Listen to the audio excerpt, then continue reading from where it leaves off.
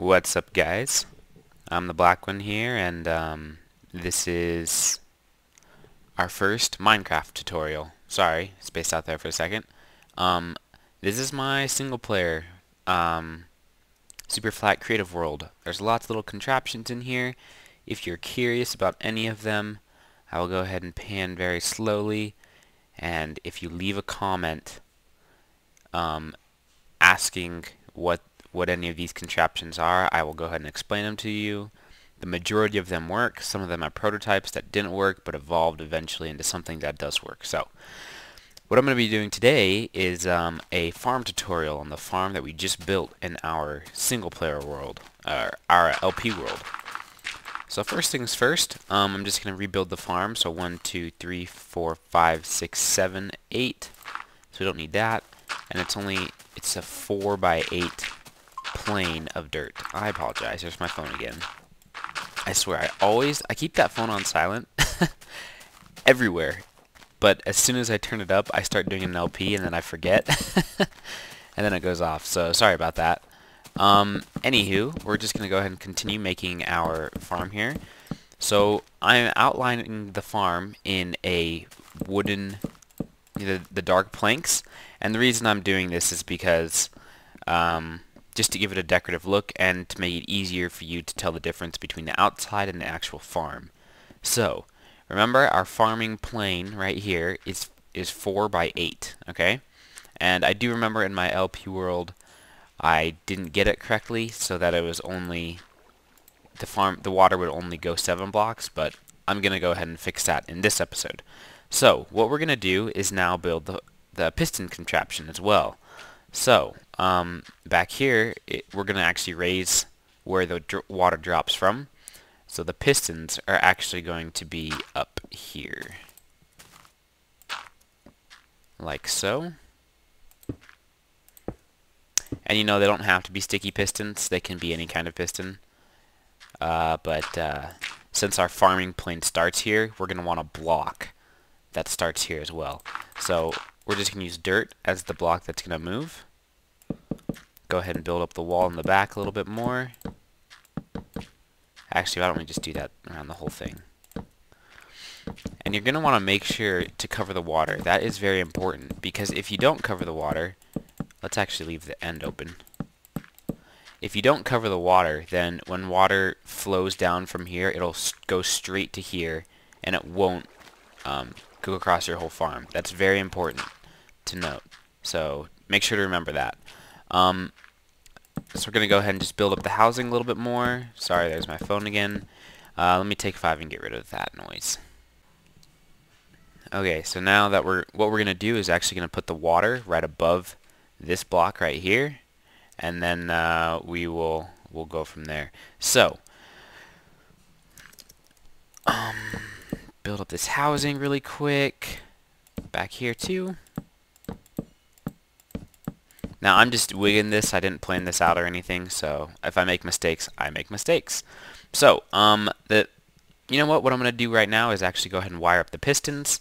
A very simple way to wire pistons is to just have a block horizontally adjacent to the piston as opposed to vertically like this one. Well, I take that back. You can actually do both. You can have redstone wiring here and then power this wiring and the pistons will extend like so, or you can have redstone wiring here and the pistons will also extend,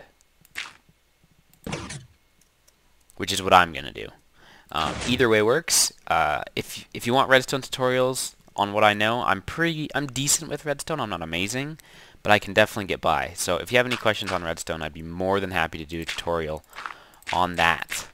If you find me easy to listen to, because I know everybody has a different style of learning and people learn in different ways, so I'd be more than happy to be that source if you know, if it helps you guys out.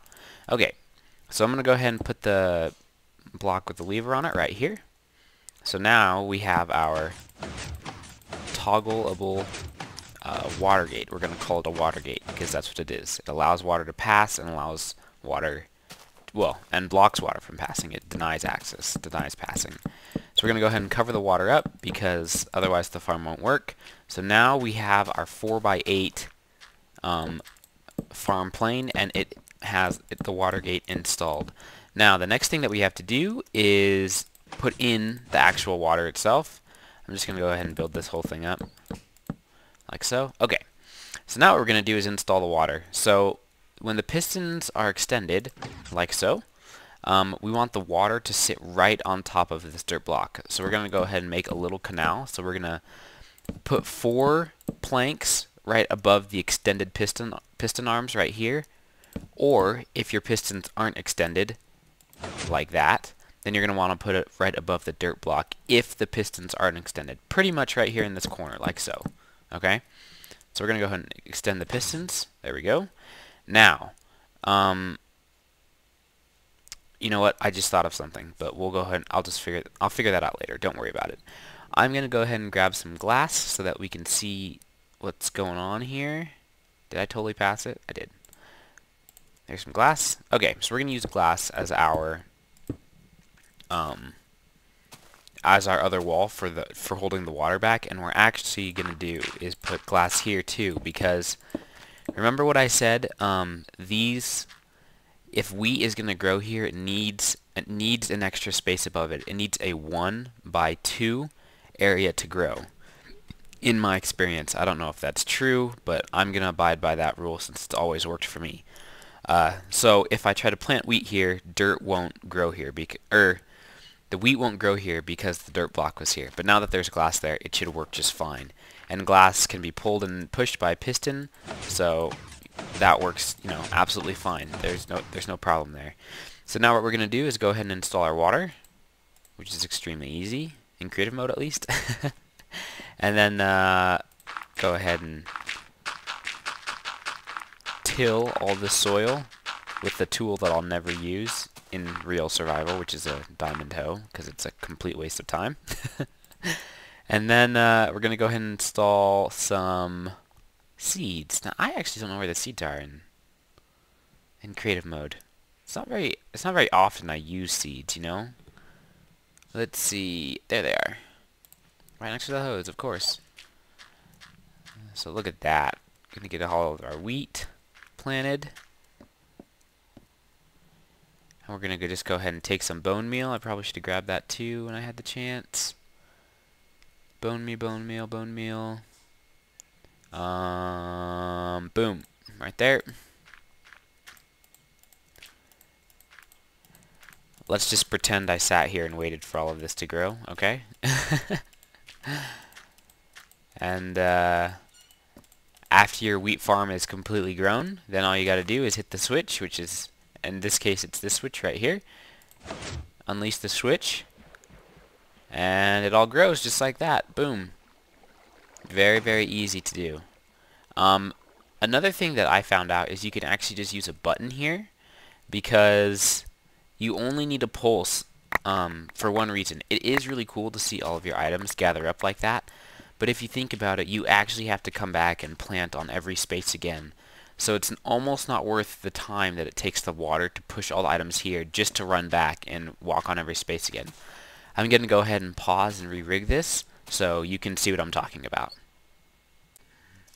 Okay, so what I did is I made a few modifications. I added the button here. I also added an inverter because we want the pistons to be extended in the off position. Okay, in the default position, I'm going to be calling it the off position pretty much in the rest of my videos. So when it's in the off position, we want the pistons to be extended.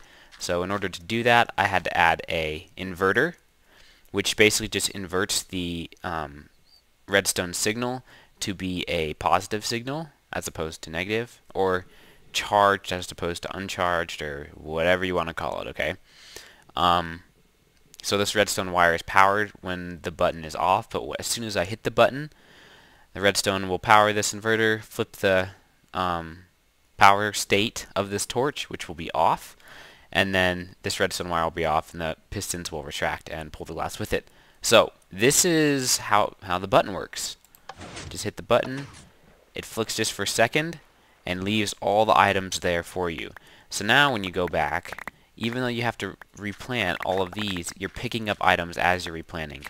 And, you know, some people like to have all the items in one spot and get the big payoff, which is very satisfying. I do enjoy it too.